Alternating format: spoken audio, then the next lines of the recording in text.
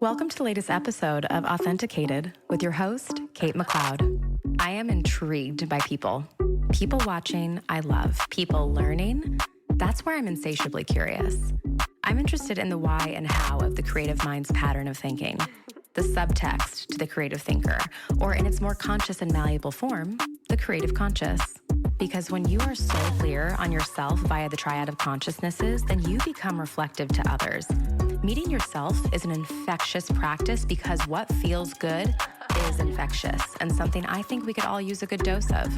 So join me in conversations with a diverse arsenal of creative thinkers, from artists to entrepreneurs to serial thinkers ready to optimize their creative conscious. With me, self-made and self-proclaimed creative entrepreneur. Sounds hot, right? Hi, Jason. Hi, Kate. Welcome to the podcast. Thank you for having me. I'm so excited. Oh, I'm so glad. I'm here with Jason Veasey. I have seen you off Broadway, on Broadway. Yes. I've seen you on screen. Yes. You know, something that I find really interesting about you, and I experienced this myself when we first worked together, is your voice is so special. Thank you. Thank you. Thank you. And everyone I talk to when we make a connection where we add each other on Instagram or something like that, and you come up, your voice is always brought to light. I've never met an artist that leads with their voice. Wow. It's a fascinating thing for you to say that, because I've been on this like really weird journey with my voice, another aspect of my voice, my singing voice. Over the past years, I had an operation, surgery last summer. Wait, during our film? Yes. Yeah. Yeah, absolutely. It happened right after. Wait, no. It had already happened. And then it was my first like speaking thing. The thing about it, my relationship with my voice is that from a very young age, pretty much from the time that my voice dropped at like 12, like I didn't have like a Peter Brady cracking thing. It just dropped. Okay. I've always had people talk about my speaking voice and didn't really necessarily understand what they were talking about. And I had a number of people who say that, lead with the voice. So I've always kind of been really good friends with him. My singing voice was a different situation. Okay. So now I'm on this journey of like trying to become as close with my singing voice as I am my speaking voice. Because over my lifetime, my speaking voice has been something that people respond to in a way that I don't necessarily understand, but I'm also not going to question it, you know? Yeah, may I ask what the difference is between the two? If they were friends? I think the difference between the two is actually how I am in relationship with them. I don't know I do know where it started. With my singing voice, I definitely had a professor that did a number on me negatively about my singing voice, and that changes everything when you're a younger person. And I was also around people my age who were just extremely talented and who came in having explored their voice and knew their colors, even at a young age. And so when we got to the point where we were fine-tuning or getting training, they were free enough for themselves to like play around and figure out and be messy. And because of that initial punch, I kind of held back and stayed in like being scared of being messy to get to the singing. Yeah. And edited and minimized and hid. But when it came to speaking and things like that, I could fly and play. And I just never connected the two or had anyone to help me connect the two. But, you know, that's changed now. So we're figuring that out. Yeah. And now that I've had that surgery, I now remember, and it feels good to have my voice feel like it did before the injury, because I had the injury for such a long time. Yeah. And so it feels like a reintroduction, which is really cool. Okay. When would you say that you would have hired yourself? I would have hired myself right out of school, for sure, because that's when the training is fresh, the voices are healthy, we're hungry, we're thirsty, you know, we can pull out all the stops. I definitely would have hired myself. It's like when I hear older people, specifically women, when they look back at themselves and say, God, I wish she knew she was pretty. When I look back at it, I'm kind of like, God, I wish he knew that he was on it. Yeah. I would have hired myself then, and I definitely would have hired myself starting after 2015, when I had a major life universe shift. Okay.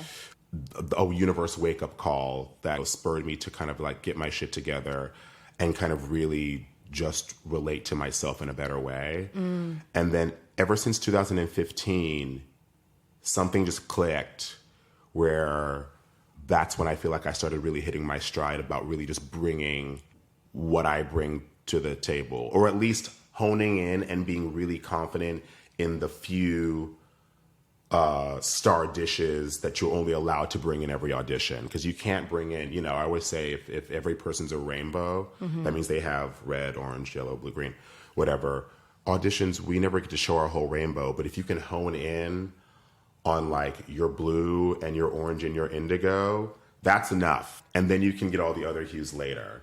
So I think that's when I started to figure out like my blue and my orange and my red and bringing and knowing when to present those. That's a really beautiful analogy, because what's interesting to me about that is it sounds like, to me in translation, an ability to not only trust yourself, but to trust others with your presence. Yeah, absolutely. You know, to be like, hey, I'm really good at this orange. Yes. But it's kind of exciting that like, if you hire me, if we get to work together and however we continue together, you'll get to see my yellow, my blue, my green. I think, one, like what other people think about you is not your business. Like, Correct. Sure, easier said than done. Actual facts. But when I really look back at my career, the thing that I used to always think would be a roadblock or a hurdle is that I always felt that people couldn't get a sense of me or didn't know where to place me. And that was completely not true. What was happening is I've experienced so many casting directors who either met me outside or, you know, something that I did in the room when I walked in, I would come in and present indigo and they would be like, great, that indigo's great. Can you come back and show me your yellow? I've experienced so many people be like, no, try this. So I've experienced so many sets of eyes that could do their job and be like, there's something else there and I want to explore that. I know you've got that. But when I thought about that, it was easy for me to trust and be like, all I'm going to do is bring this. And then if I'm dealing with someone who knows what they're doing, they'll either say, go that route, or they'll be like, hey, no, I've seen this other color before. Let's see that. That's such a good point. Yeah. You know, but also it requires that person to be so set in what it is that they're able to do and their abilities. But also I think it speaks to your previous point. It's like, no, just trust whatever color is that day. And then if you're really good at orange, they're gonna be like, yo, can we see red? Exactly. The benefit of any career, but having a longer career or having more experience is that the more people see you even off stage or watching you at a social function, at a party, they get to see more of those things, and that influences them every time you come in for them. The more familiar people get with your rainbow, the easier it is for them to take the job of casting me out of my hands. As we always want to have the control over how people see us, but the more they get to learn about you in every aspect of your life, the easier it is for them to just be like, no, that's our job here, you know? And so it makes it, I think it gets easier with the longer your career is, because, you know, you can be like, oh, this person called me in because they saw me in this show or they saw me at a party or whatever. Well, I think that is a very important thing for up and coming creatives and artists, because I talk to a lot of young ones who are like, yeah, but I went in and nothing happened, or like they've never called me in. I'm like, that's literally just because it's not the right fit. But if you keep at it, you keep showing up, that's when people get to know you, because I think it is so hubris to be like, well, I met this person once and I know the tea. It's like, actually, you don't. You don't. No. You don't. There's no way. It's the, again, like perception is such a wild thing. You know, when I hear people say, they keep calling me in and they just don't cast me, I'm kind of like, you're focusing on, they keep calling you in. Number one, if they keep calling you in a city or a market that is this big and present in the world, the reality is most of us are talented. Yes. Most of us have something to bring to the table. That's just a fact. I think we're told that, like, you know, the cream rise to the crop. Most of it is cream. Yeah. Most of it is cream. Yep. It's just about the project, right? And so if you keep getting called in, automatically, to me, that's a receipt of them being like, oh, at the very least, they think that I'm talented. Otherwise, they wouldn't be calling you in all these times. Because there's too little time to be wasting it. Yeah. I had Regina Strayhorn on the podcast a couple weeks Yeah, ago. yeah. And she is our casting associate over at Telsey. Yeah. I asked her, I was like, is it just like a big bag of like really beautiful beads, but you can only make a bracelet out of 20 beads? And she's like, every single time. And she's like, very rarely do I get a bad audition. Yeah, yes. Yes, that's the thing is that like, you know, I love the question of like, what's your worst audition? My worst auditions have only been because of one reason, lack of preparation. Once I've done my work, what is that? Yeah. Even if you mess up, like what, you know? No. So these casting directors, I can imagine it's not like they're being like, oh no, this person is like, how did they get here? That's just not a thing. So I think that when you're younger, it's much easier to think about all the factors that have nothing to do with you at all. One of my favorite things that I tell the kids is that I said, listen, yes, you want the job. I was like, your job is to not book the gig. It's to book that room. Correct. I would much rather walk out of an audition room, especially if it's for a first time, me meeting people, and then me walking out and them being obsessed with me. I want people to be like, who was that? Because the rest will come later. Yes. Book that room. Book the room. Yeah, and you do have such a calming presence. I think it was actually particularly, I noticed it and I named it when I saw you on Only Murders in the Building. And I had seen you on stage so many times. Yeah. When it translated on TV, I was like, holy shit, I'm calm. You know? And it's this thing, you know, if I, the performer, am not breathing, the audience will not breathe. Yeah. And so I feel like there's also this release of control and this presence that happens when you do perform. It's so intoxicating to watch because I'm chilling. Yeah. You know? That's great. I love that. Yeah, no, I it's love like that. you're a very good conductor. Oh, if that thank makes you. sense. Yeah. And you said when you speak to the kids, and if you don't want to answer this on the podcast, totally fine. Sure. What is your relationship like to your younger selves? Oh my gosh. Oh, one of my favorite questions that a therapist asked me years ago was, what would you go back and say to 5-year-old Jason, 10-year-old Jason, 15-year-old Jason, and 25-year-old Jason? Wow. So I love that. So my relationship to my younger self is a relationship that is pretty consistent. I'm constantly thinking about who that kid was, how he was raised, the world that he came up in, the family that he came up in. Where were the seedlings of the things that he still needs to work on? Where were the seedlings of the things that he thrived in, the parts of his personality that he always loved, the parts of his personality that he's still working on? I think about that a lot. And my relationship is one of encouragement and mentorship and confirmation. The thing that I think I would always, if I could go back and tell them at any point, it's always the same thing for any age. Your instincts about yourself as a human being are right. Okay. Now, that message, is it just as strong to yourself in the present moment as it is when you go back? I need it even more. Even more. Yeah. And when I say that, I'm also meaning like the parts about yourself that people might not see yet, your shadow or your darkness, because everyone has light and dark, you know, and I think you need to love both. Those parts that we want to hide, you don't have to hide them. There are people around you that can deal with it, but also you're right. You do have that. But then the parts of you that are light, you do have that as well. And that's the constant reminder that I would always want to give them, because I think they is a plural, not days.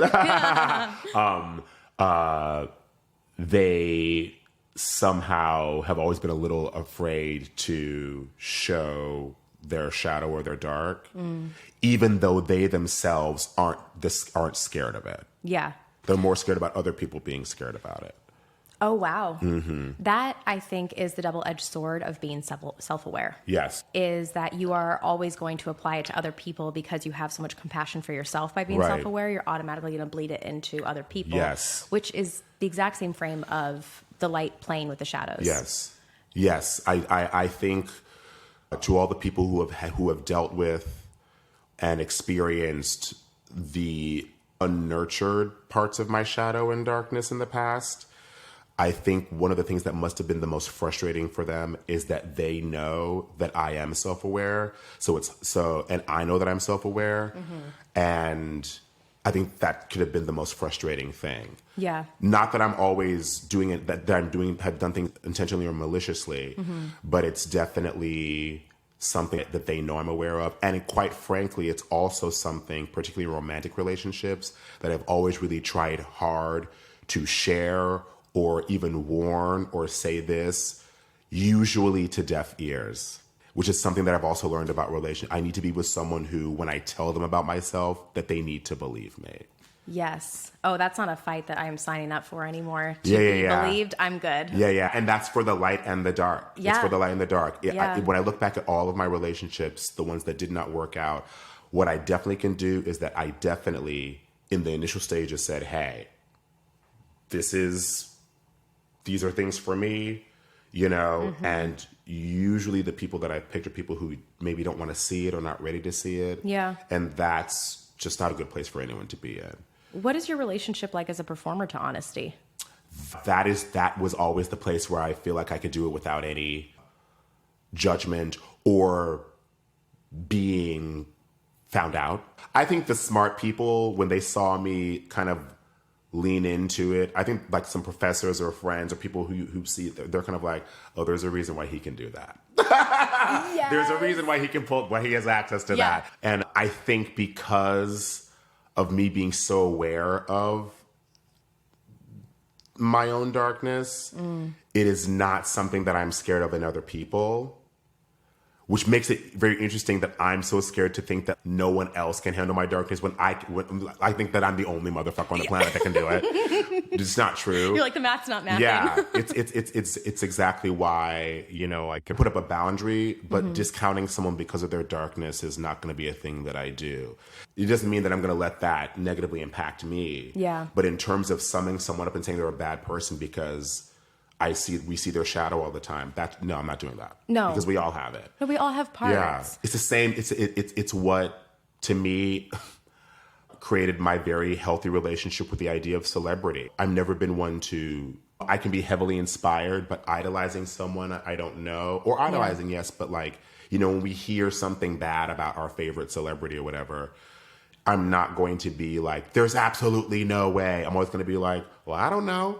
Yeah. It could be. And also, probably, and guess what? They got to have a bad moment too. Yeah. It is fine. Also, too, as artists, we know, motherfuckers are crazy. You can be talented and also be really dark-sided. So, far be it for me to be like, I'm not standing up for someone I don't know who doesn't pay my bills. Yeah.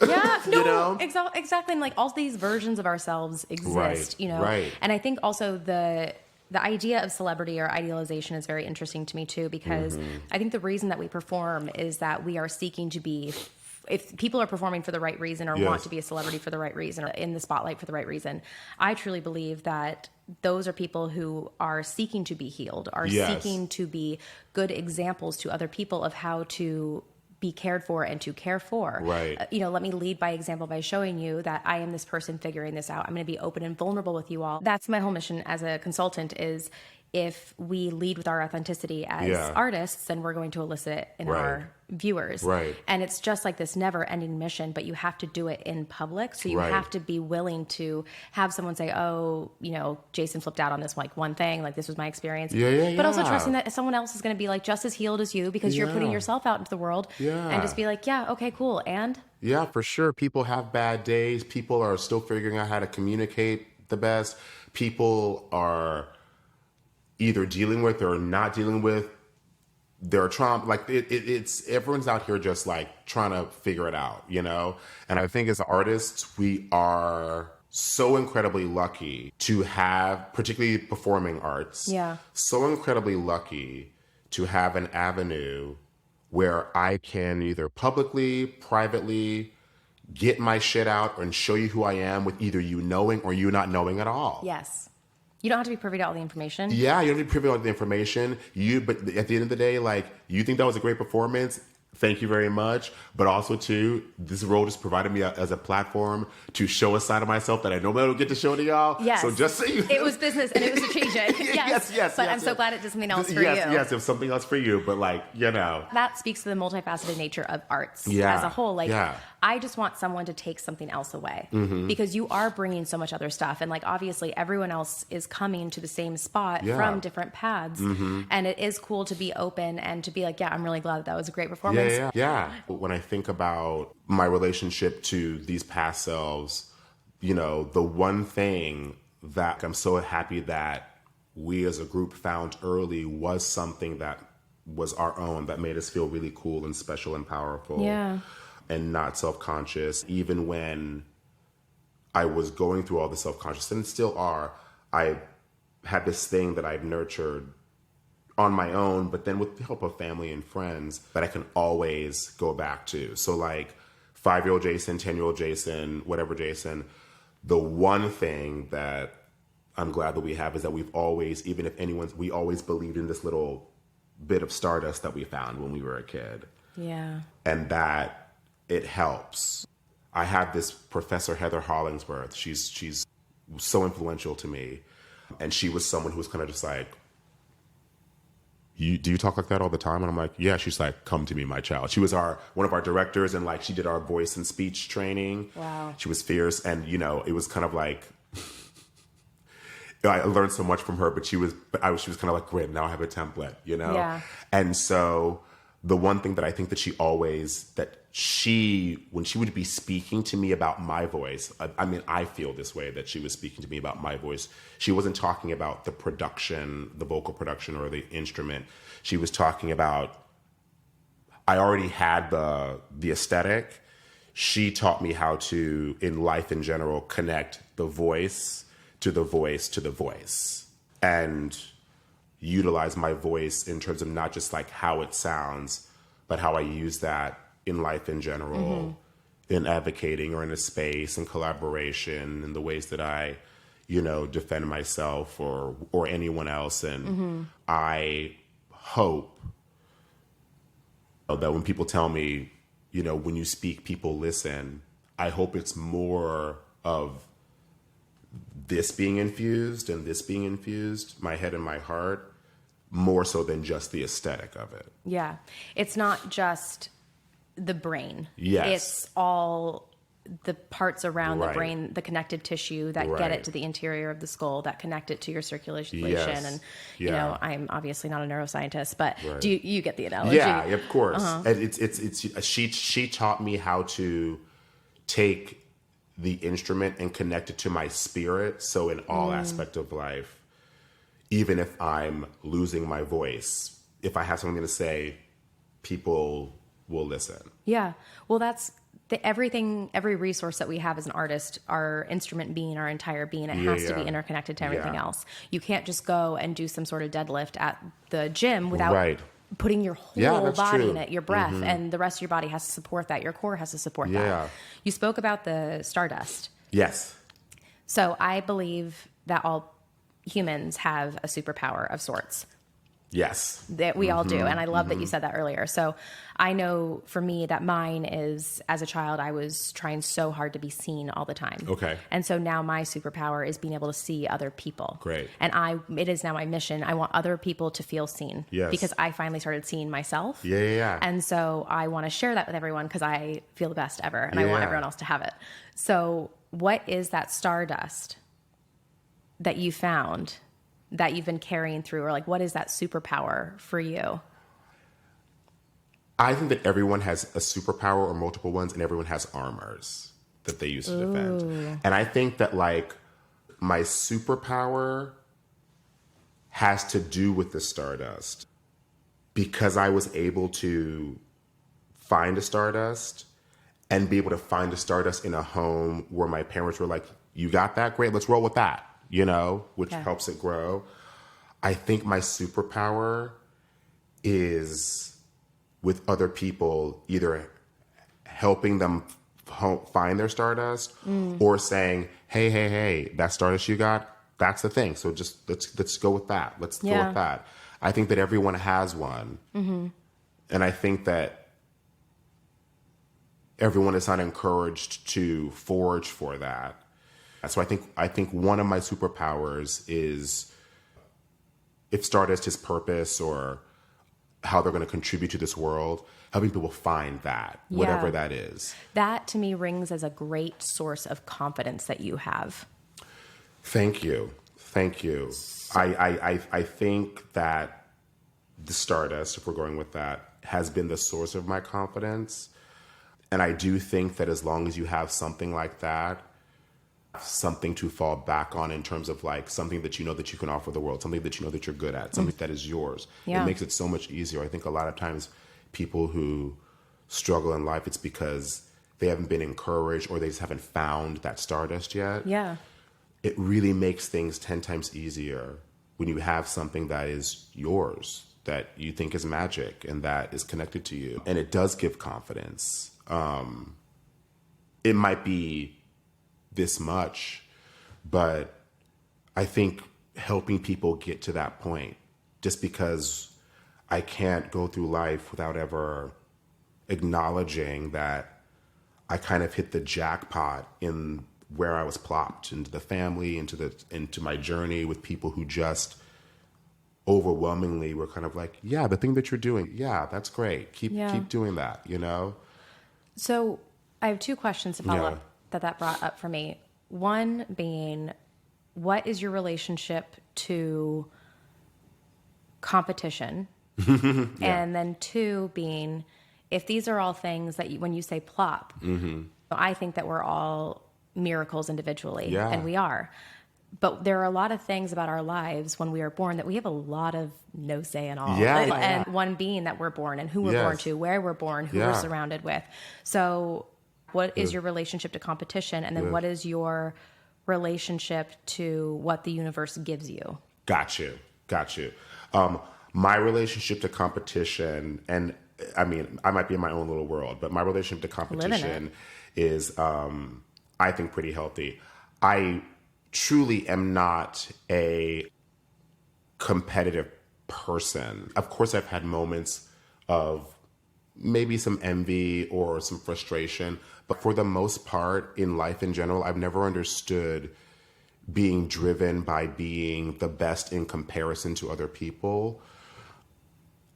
I don't even consider myself competitive with myself. I have a standard for myself based out of what I know that I can do and what I'm capable of. And can I be hard on myself? Yes, especially with craft and performing. But never to a point where I'm ever going to choose being hard on myself more than being easy on myself. It's too hard out here in these entertainment streets and acting streets for you to constantly be nitpicking yourself in an art form that's so open to interpretation. I don't consider myself a perfectionist. I think that is a very unrealistic place to be, and I understand why we're perfectionists. I get it. I think there's a difference between striving to be perfect and striving to do the best you can possibly be, because there's always going to be something more. I am the type of person in this self-tape, I definitely focus on making sure that I know my lines and things like that. I'm not going to be paraphrasing by any means, but I'm not ever going to exchange emotional magic for a perfect tape. I'm not going to spend time at night rehashing something that didn't go the exact way I wanted it to on stage. The magic hour to do what you want to do is too short. So with that, I think we could use a little less competition in life in general. And I understand for some people, naturally, it's just how you're built. And competition doesn't make me uncomfortable, but I'm always kind of just a little worried and concerned for people who are so driven by competition. It's okay to want to keep going and getting better. I just worry about people. I'm kind of like, you guys, at some point, you got to look at yourself and be honest with yourself and say, did you do a good job? Fuck yes, I did. Yeah, it's the self-talk. It's the conversations that you have with yourself. You really can look back at that and you can't, and all you can see, You can't see what anyone else sees. You need to get to that. Yes. I think what's so interesting about competition is that competition is the distraction from how you want to talk to yourself. Yeah. Because competition is about me relative to this person means this about me. Right. No, just do the hard work first. Like you said, it's already hard enough. Yeah. It's easier if I just start doing this and I have a better conversation with myself, and I don't need my relationship to anybody else to be indicative of how I am in any kind of form. You're with yourself at the end of the day. You spend the most time with yourself. I think it's really interesting that the competition question came up at the same time as your trust in the universe, because it sounds like your confidence streams from trusting that what is going to be, and what it is, it is. Yeah, for sure. It's part of the human experience is going through phases or spending a lifetime critiquing oneself and being hard on oneself all the time. I think it's what we do innately.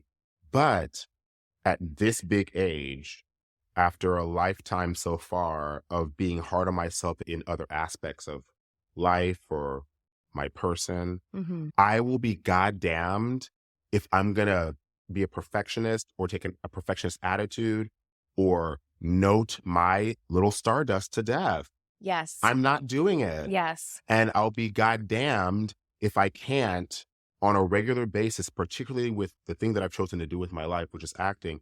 If I can't look back at things and be like, you know what, motherfucker?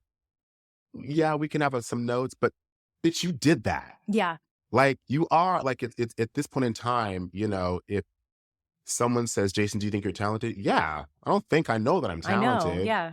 And also, too, I'm surrounded by people who are talented. And I feel like they're not lying to me either. At some point, you have to accept the fact that you're the bomb in what you're doing. I'm always going to focus on that. I'm always going to end with that after I give myself the note session, after I ask myself the question. And sometimes it's not even a note session. Sometimes it's going to be like, could you try something new? What was the root of you feeling bad about that one note or that one performance? Like, what was that? And then after that, being like, okay, great. But like at the end of the day, especially if it's a long run, that's one performance out of like however many where you walked away being like, yeah, you know, with competition, that's where I'm at. We talked about being plopped in an environment or what you walk into. The universe. The universe, yeah. I do think that there is so much out of your control. And there are so many factors that play into how you're nurtured and how you're not nurtured, whether it's intentional or unintentional. I hit the jackpot in terms of, I think, in terms of all the things that I was plopped into, parents, moving around a lot and how that really influenced me, having a very safe environment to come home to when the world might be a battlefield. Instead of saying I hit the jackpot, I just feel like all the things that I love about my time on the planet or love about myself, the things that I was plopped into, it makes sense. My house, my parents, my brothers, the way I grew up, the people that I've met in my life, all of that kind of makes sense for where I'm at now. And that's a good feeling to have. I could easily say I hit the jackpot for getting the best parents for me and my makeup and my chemistry. I do believe that. But also, too, it just makes sense when I really track it back. And I think that I am very lucky to be able to look back on my life. And when I take stock on the negatives or the ways that I was harmed intentionally or unintentionally, or the missteps that parents inevitably have, I can look back and none of it is because of a lack of nurturing, support, love. And truly, I think having people around me that saw me in a 360-degree way.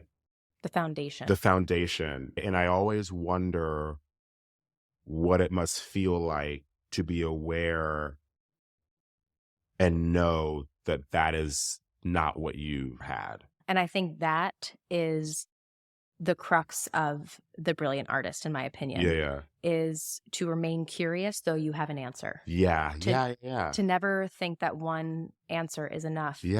And to be like, all right, well, I accept, because I feel very similar to you. I lucked out in the plop of it all. And of course, there are missteps from then until now, and there will continue to be. But does not service me to answer myself and then not have answers for others. Right. Because I'm still curious. Right. Yeah. Because it could have easily not been that way. It's wild how you think, like, for example, my biological father, I have a great relationship with him.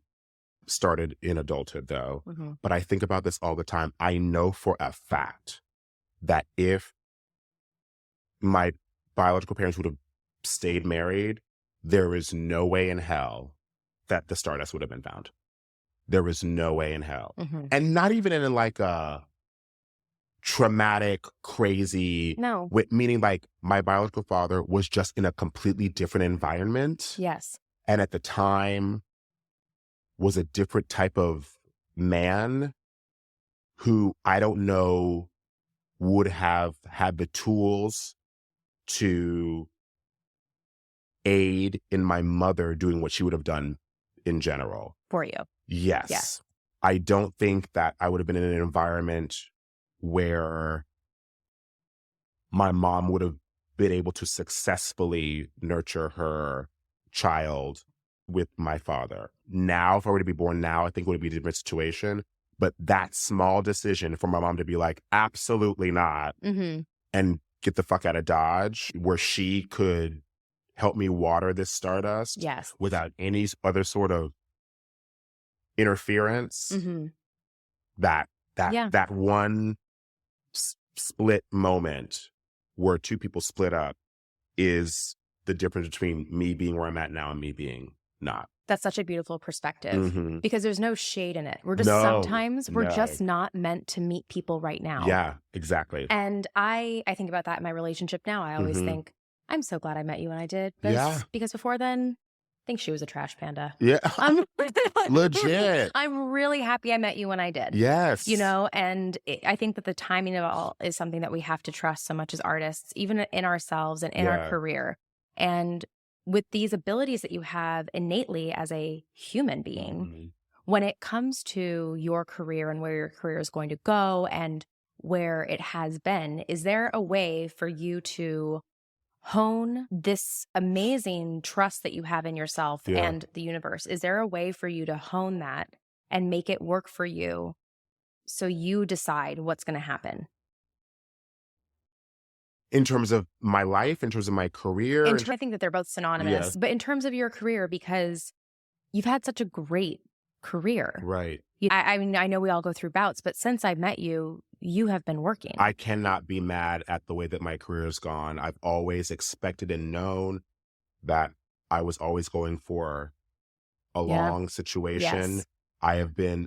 I've realized the older I get, actually how patient I actually am. Mm-hmm. And I've never been impatient to achieve success. Maybe it's delusion where I'm just like, it'll happen. Yeah. But I am now at a place for the first time in my life in the last few years where I actively started thinking strategically about this thing that I do as a career and how I want to use that as a means to create the life that I want to have for myself. I think a lot of people do it earlier, quite honestly. I didn't start thinking about acting really, truly. I knew it was a career, but it was just something I've done since I was 10, and I knew it was going to work out. But like in terms of how I wanted it to build my life, I didn't really start doing that until recently. And now that we're in this realm where the industry is changing, people are having to diversify. Yes. I'm constantly looking at all the ways that people are doing it. Like, I enjoy writing, but it's not something where I'm waking up and feeling a calling to tell my story. I like, honestly, when people are kind of like, if you don't see a story, write it. I'm kind of like, no. What I want to do is have money to be like, yo, you write this shit so I can interpret it. I like interpreting. There we go. Right? I don't think that everyone needs to be writing. Mm-hmm. Then I look at producing, and that is interesting to me, but in a very specific way, which I'm getting to. And then I look at casting. I would love to be a casting director, but there's a very specific thing about that too, that there's a connection. So when I look at all the ways that I can diversify, that I also think can help my career, when I boil it all down to the things that interest me, it is casting, producing in a very specific way, and teaching. And even when I think about teaching, I don't really want to be a full-time teacher. It's like being a parent. I want to be an uncle. I want to drop in and drop out, right? And even directing, when I look at directing, all those things to me, the parts that I love about them is like mentorship and not even teaching people, like teaching kids technique. That's great. I want to get these young people to themselves faster so they can worry less about that and just start playing. If I were to be a producer, I don't want to be the money person. I want to be the one that's walking in and being like, are you okay? What's going down? Is someone fucking with you? Are you hungry? What's going on with the baby? Yeah. Like, how can we make this work? Oh, they said this? Great. Got you. Like that. If I'm, as a casting director, it's not about giving people jobs. It's about being like, I see this. Let's do that. I want to get you to yourself so you can show us more when you walk in the room. I want you to get more comfortable with you being the canvas. And so whenever I think about diversifying, I think it has to be the basis for it in some way, shape, or form. So it sounds like the basis has to be peopling. It has to be peopling. Yes. And it has to be either reminding or helping people forge for the thing that eventually is going to be what gets you further. It's you. Mm-hmm. Yeah, I think that there is so much demand for that, and there is so much space for that. Right. Like the industry is changing. That you cannot argue that. And I feel like what we need to make room for is more authenticity in the way of you saying, I love peopling. That can translate into all these different modes. Yes. And let me people in this diverse way. Right. And if you buy Jason peopling, Yes, it will translate to every single one. Yeah. And you mentioned delusion earlier. Yeah. And I call myself Intendi Delulu, like intentionally delusional, you know, and my dad always finds it so funny when he's like, where did you come up with that? And I was like, I'm delusional, you know, like that's where I came up with it. I gave myself permission.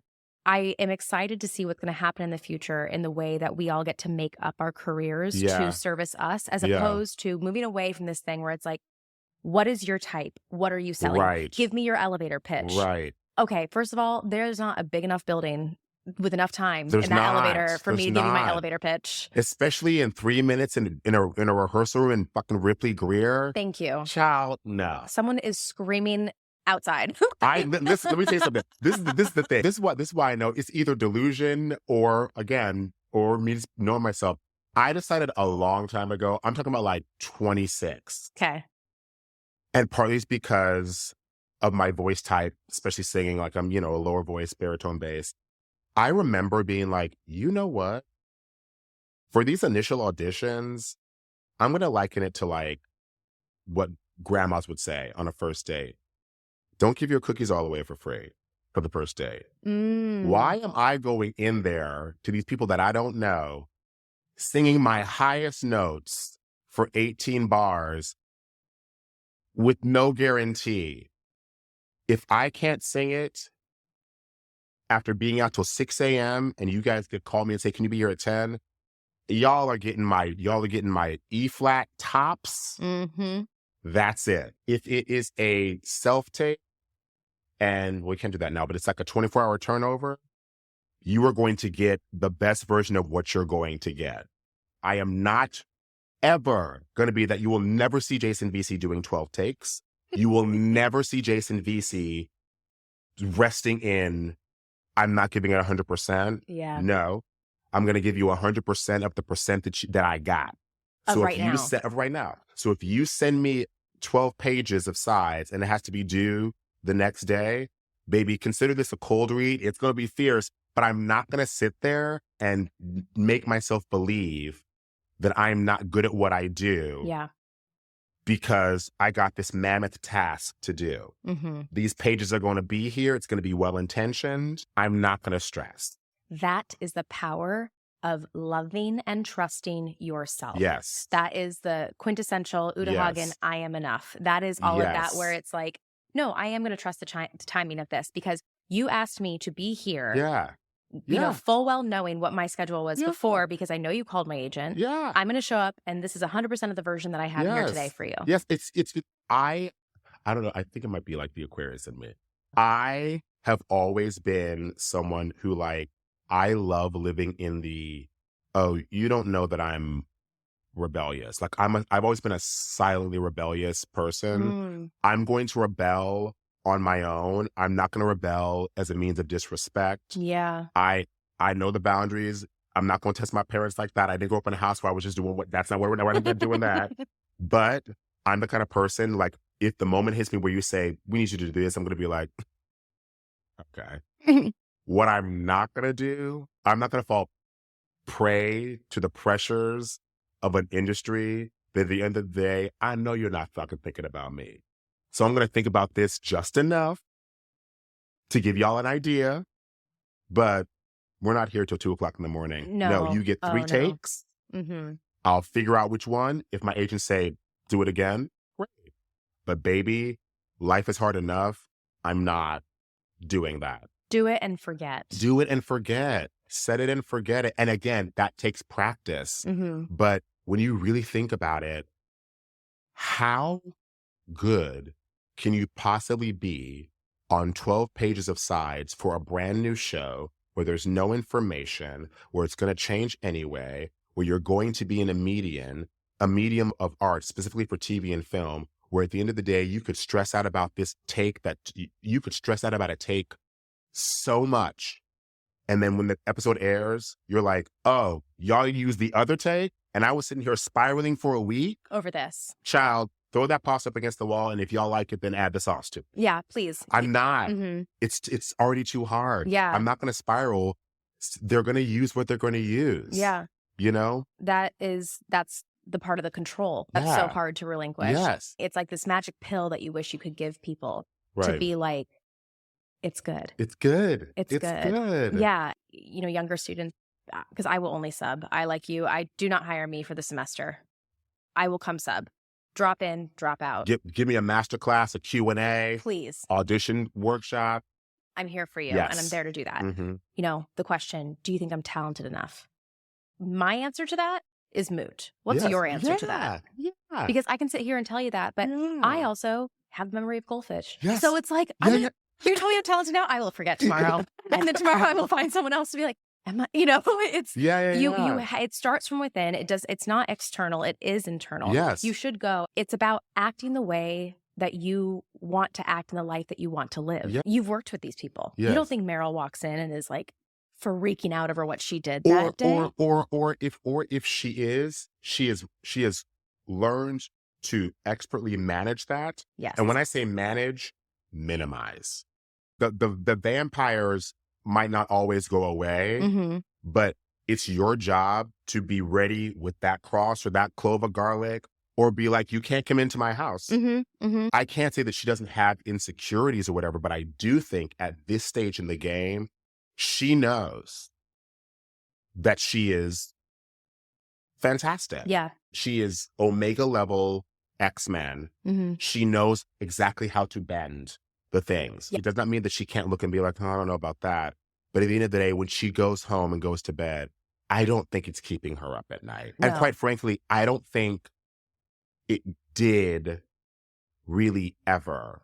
When you're in the presence of someone like that, and there's tons of actors that are like that they encountered, there was something really amazing, not about their talent and not about their technique, but about how they know that regardless of what anyone says, they have to bring to the table. They have something to offer. And that they're good at that. Yes. And also, I want to share this. And yes. I say this to my friend constantly. I always tell her, the goblins and the ghosts are going to come. They're going to come. You need to thank them for attending your party, but just let them know they don't get the microphone Yeah, tonight. yeah. You know, it's like acknowledging that it's there. But then, and Yeah. I think that's going back to the way that you talk to yourself, Right, the way right. you amp yourself up. Right. So I think my last question for you, it's two-part.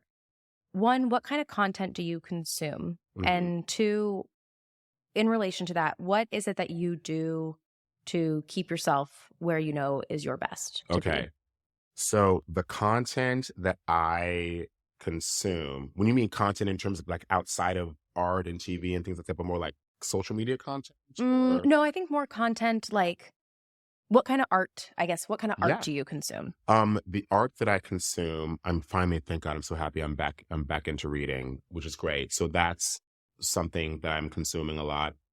I consume a lot of TV and a lot of film, and I always have, because I have always looked at it as just another study tool in terms of like not only how stories are built, but also how people interpret stories.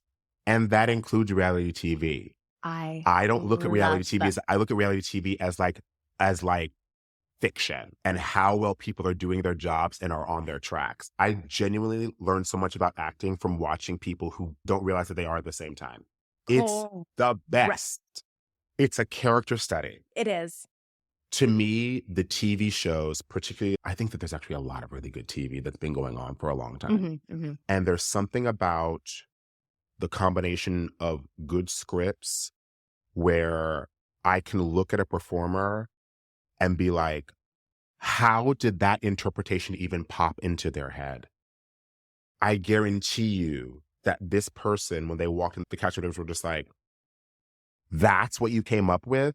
Like, I love when I can tell it's not even specificity. Again, it goes back to someone being like, oh, this is how I see it first. So boom. Yeah. And then all of a sudden we've got iconic performances. Yeah. I love watching stories or TV shows that bring out something different from someone that I've never seen before.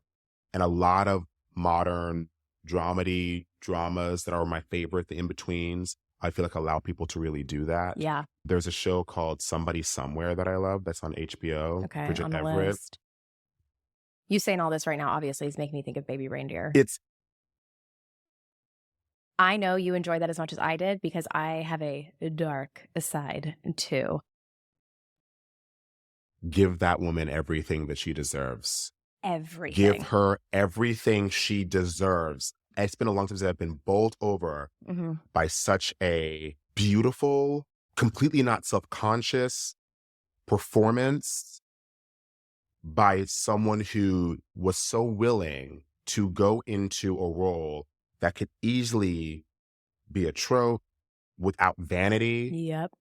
But the way that that actress approached it was so beautiful and almost in a way sexy and attractive. Watching that actress approach that role like that with that much confidence and lack of judgment for the character and freeness was just so like, who is, ooh. Yeah.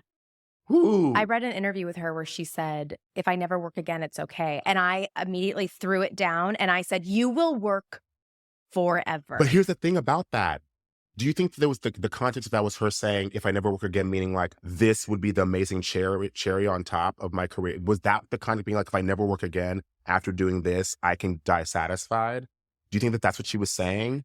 I felt like it was like that. Yeah. And also because I don't feel that TV has made room for performances like this to come. That's a hyper-specific kind of actor who can bring the full rainbow. Yes. But isolate different colors. Yes. And she nailed it. And like you said, unabashedly, no judgment, came in, did it. But also let the writing do what it needed to do. Yes. Let the other actors do what they needed to do. Letting every single part of that set be what it was going to be. Right. And also, I feel like she had so much compassion for the real person she was portraying. Yes. It's wild. I can imagine there's something to be said about saying, if I never worked again, I could look back and be like, I'm so happy that all of that happened. And I think that like, I can imagine being like, I hope that what she means is if I never work again, I can at least be like, well, you know what? My last gig, she did that. Correct. I did that. Yes. I did that. Yes. If you never hear from me again, what you will hear is that. The last word that you did hear was true and loud. And loud. And that's the thing that's like, I like it, like performances only come from that. And it's not like it presents itself in kind of like with bravado. There's something very special about, even if it's to yourself, when you go home at night being like, fuck, wow. Yeah. Like if this person were my friend, I'd be like, yes. I mean, really, when you think about it, at some point in time, whatever we do, whatever we're gifted at, something has to click where we know it's a gift. Yes. But see, this is why the boxable old school thing of it doesn't matter anymore. Right. Because the up and coming people in this industry and just people in general, we're not interested in that anymore. Yeah. What you said earlier about competition makes so much sense. I don't feel particularly competitive. Yeah. And when I get to see another person do a role like that, I'm so glad. Yes. Because I needed to see that. Yes. I will be a part of it in some way. Yeah. Whether it was that I went into the audition process, because there have been plenty of things that I've seen like on Broadway or on TV. It's like, oh, I went for that part and I didn't get it. Right. And it's like, but I'm looking like, well, thank God, because it got my attention to this thing and now I'm watching it and holy shit, I needed to watch that. Yeah, it's one of the things that's also so hard about, particularly like with acting, and I tell this to like all the kids. When you're in college, right, and you're going to school for theater, you are between the ages of 18 and 22, give or take. And so you are going to school to be trained on how to best inhabit other human beings to the fullness. Yes. Whilst also at the same time, just starting the process of figuring out who you are as a human being. It's almost counterproductive. That's why most people go to grad school later on. It's almost counterproductive to tell someone, hey, this is how you learn how to play Gypsy Rose Lee in Gypsy, as opposed to being like, hey, Kate, we're going to figure out Kate in an effort for Kate to figure out her Gypsy Rose Lee. Listen, the new conservatory from your mouth to the higher being's ears, that is the new conservatory that needs to be started.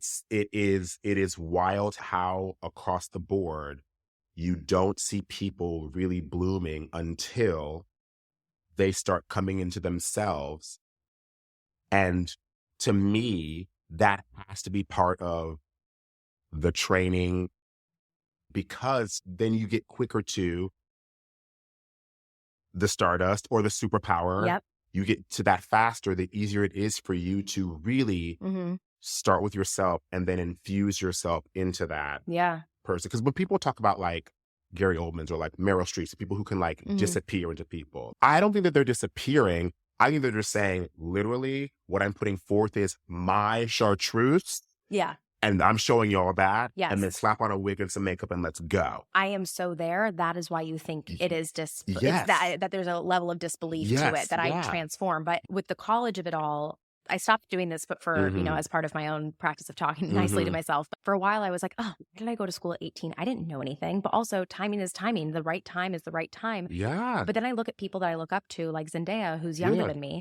But that person had a very close grasp on the understanding of life and who they were at a young age. A very young age, yes. Yes. Yes. And congratulations to them. Yes. I needed to find mine later. Yes. And that is fine. It's, you know, what's funny? I have a theory. I find if you were someone who can look back at their life and their home life and how they grew up, the more blessed you feel, where you can sit back and say, I've seen some things, but it's been very minimal compared to other people. Yeah. The longer it will take you to access things because you haven't had those big tests yet. My friends who saw shit from a young age, maybe at 18, they were ready to go. Yeah. Because they knew how to access that stuff. And then they had to learn some other things later, like loving themselves and things like that. But I think my growth and journey has been because like I needed some trauma baking time, or I need to make some serious mistakes. Because when I really think about it, I didn't grow up. It wasn't like I didn't have a lot of experience with death. My parents weren't fighting. They, you know, they loved us. Yeah. You know? Yeah.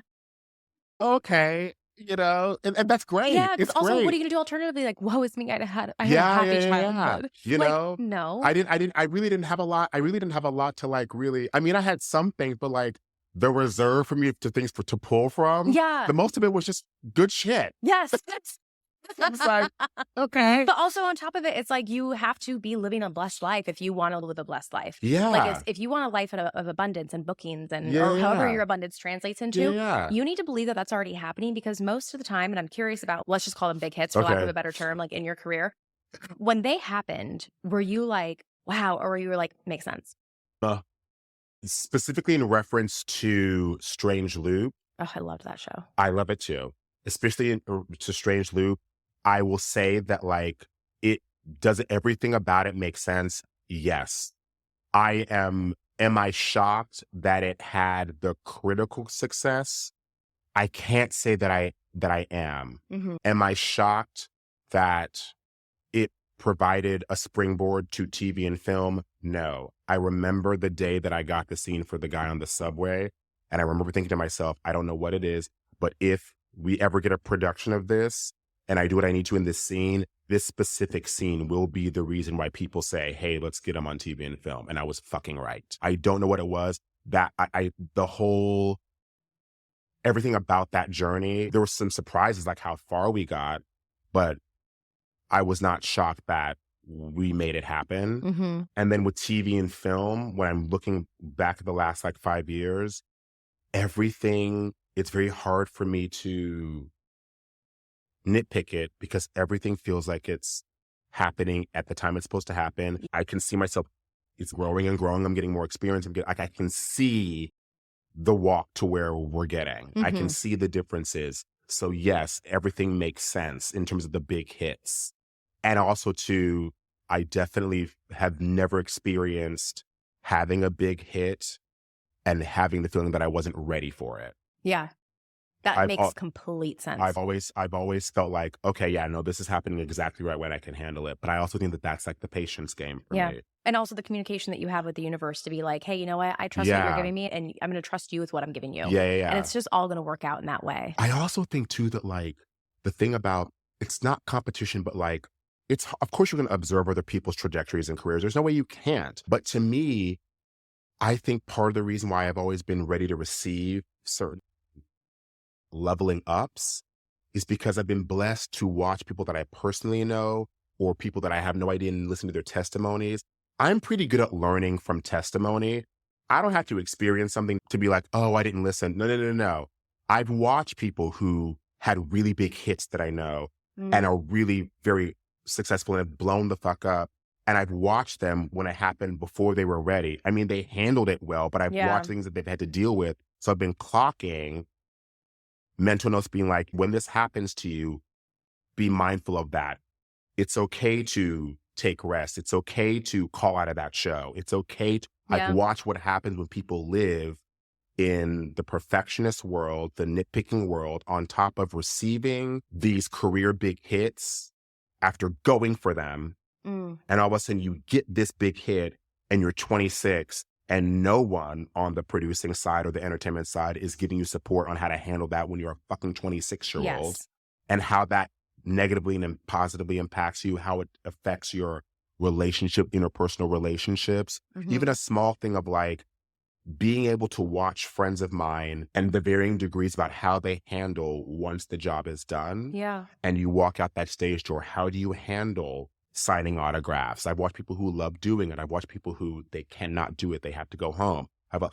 And so by the time I was in that position, I had already figured out my plan and know exactly how I deal with that part of the job. Because you met those testimonies with curiosity. And I've watched it. So I've seen the ways in which people are overwhelmed, or I've seen the ways in which people have to learn how to have boundaries with people who are very enthusiastic, but don't have boundaries themselves. So I've been able to like fine tune being like, when I walk out, boom, boom, boom, this is what we're going to do. Hey. And if it's a Tuesday, I don't feel like that, I'm out. All those things, instead of looking at it as like competition or like they're moving faster than me, I'm paying attention to, okay, they're moving faster than me, but I'm figuring out like what's going on in this dust cloud behind them.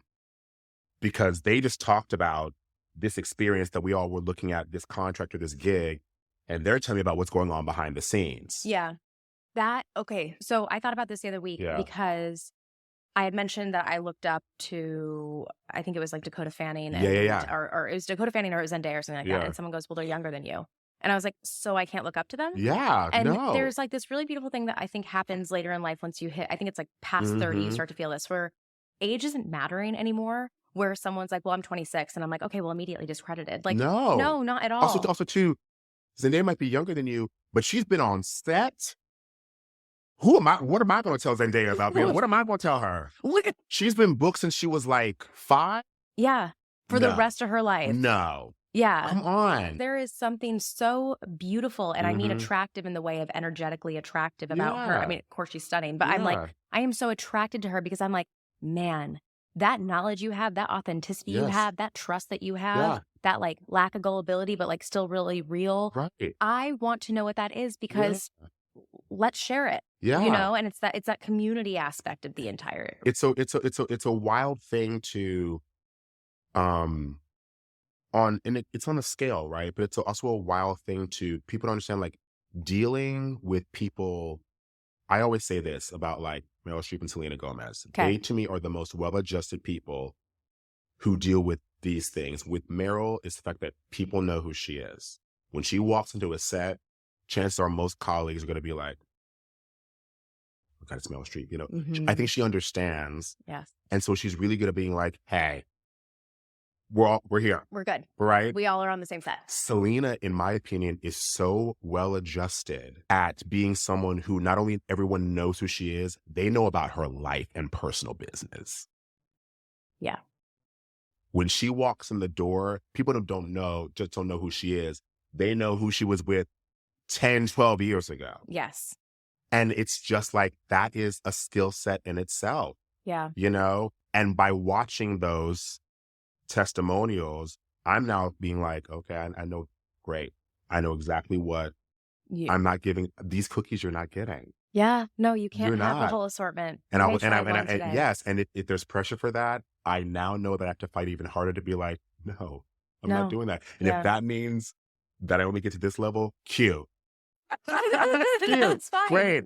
Yeah. I'll kick it here and do theater. If that means I'm not getting that Marvel movie, great. I'm not talking about certain things with y'all. You know? I can also see the Marvel movie for you because I'm seeing more of a trend for the more real, the more grounded, the more authentic to lead the way in the way that everything is going for us. And so to hear that even like foundational people for us, like Meryl, to hear that she's adjusted, that's amazing. To hear that Selena, who it's like, this stuff can so easily taint your perception of the entire world and the industry, but it just doesn't.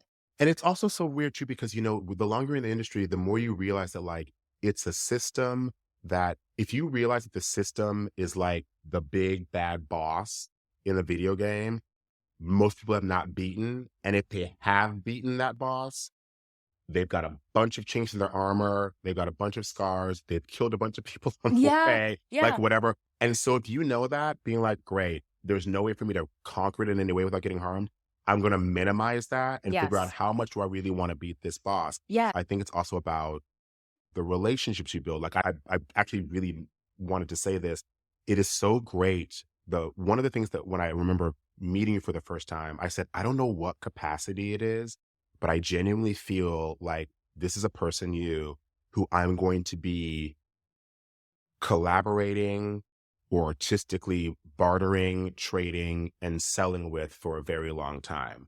I truly am so happy to adore you as a person, but also really have this feeling that I can see us down the line,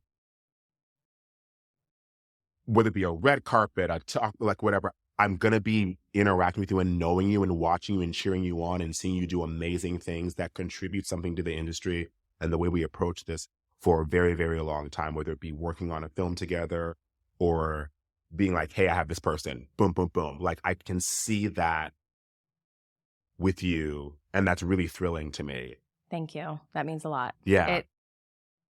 I really try to trust the gut instinct and the energies that I feel. Yeah. And I don't know what it is, but it's like, when I meet people in rooms, like how I met you, I was like, yep. Yeah. Yeah. I don't know what it is, but.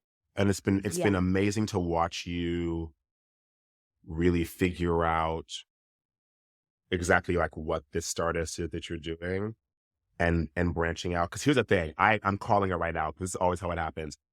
You're already, strides are happening. I can see it. And then it's going to be one of the things like I call it the Joe Mantello effect. You're directing. And then someone says, hey, I forgot something. You act, right? Come and do this thing really quick. And then it's going to be like, oh shit. Oh, yeah. I forgot I do that too. And then it'll be like Sade. You're going to drop an album once every 10 years and we're going to gag. I feel that's what it's going to be. It's going to be like, producing, writing scripts, and then all of a sudden be like, oh yeah, she's also booked too. I see that. Oh my God. Okay. Thank you. When my parents were here this last week, my mom was on a conference call and I popped on to say hi to her colleagues and I was like, hey. And as I walked away, one of them goes, is that your daughter who's the actor? And I turned around without missing a beat and I said, oh, so much more. Yeah. But that thing where it's like, it was so hard for me because I went to get my acting degree and I went, for undergrad, for a graduate school. And I worked between undergrad and then grad school. Right. And then afterwards it was so hard to book. And I was like, oh no, this actor thing. Right. And I think that the timing of my figuring out where I was going was the exact same as the industry's, because I was like, I don't want to just do that. And it's not just. Right. But because like plenty of people do and they're very fulfilled by it. But I was like, I really want to know what's going on everywhere. Yeah. And I'm really just curious. And I have these things that I want to say in a different way because I want someone to interpret them instead of me interpreting, or I want to have the creative last say on this thing when I'm producing or when I'm consulting. It's like, guys, I found out all this really cool stuff. I love sharing information. I think that also too, I think this specifically about you, but I also think because that it's a great way where things are going. But like, I feel like you will, what Drew Barrymore and Reese Witherspoon did as being like at the forefront of younger women who were actresses, and they get to the point where they're like, yes, I'm on the project, but I'm also executive producer, and understanding how to really capitalize artistically and off of all of that. I foresee you being someone who is on the precipice of people finding out who you are and starting from that place that they took years to get to because of where the industry was at the time. But like, I feel like when you have your name as an executive producer, that's something that you have to like earn by being around a lot longer, particularly if you're a woman, to be like, well, I don't know. I think you're going to start from that place. I could easily see you being like, this is a movie or this is the lead of a show, and you are also you're also an executive producer. I could see you figuring out how to be like, no. If we're doing this, baby, I've been watching my elders, my aunts. We're going to start from here first. I can see you doing it. Because I think and I marinate a lot before I make decisions. One of my friends is an agent at Gersh. And I was talking to him and I told him about the way that I showed up that I didn't really appreciate. I was like, I can't believe I showed up to this interview this way. And And he's like, why did you? And I said, well, I'm just so insecure about my resume. And he's like, why? And I said, because it doesn't match me. And he goes, then fuck your resume. He goes, go out there and get people to meet you. Figure out ways for people to meet you. Because a piece of paper is never going to do it anymore. No. And like, yes, of course, we're going to need some way of point of entry. But I hope that we live in an industry later where it's like, it's not like, what else have you done? Can you just come to the table? Yeah, for sure. And let me just meet you and figure out how else to get to know you. Absolutely. Thank you so much. Thank you so much for coming on today. You are an absolute delight. And I cannot wait to see you again soon. Awesome. I adore you. I adore you. Thanks for having me. Of course. Thank you for being on. Yeah. And that's the latest. I'm honored to have been part of your thinking sphere today. Feel free to share, like, and subscribe on this platform or follow and participate on any of my social media platforms. If this practice intrigues you as much as it does me, then join us in the Me3 community, where we will work directly and you'll curate a mindful method of thinking to define your own creative conscious. Thanks for listening to the latest episode of Authenticated. I love that you're here.